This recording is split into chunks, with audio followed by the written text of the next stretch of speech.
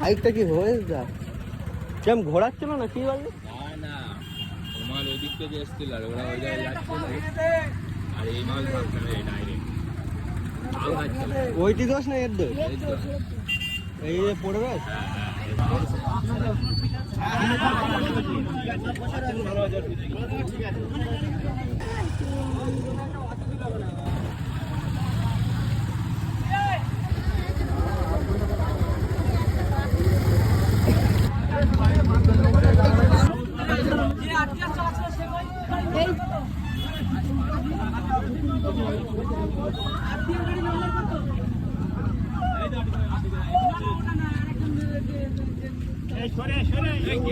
গেটটা খোলো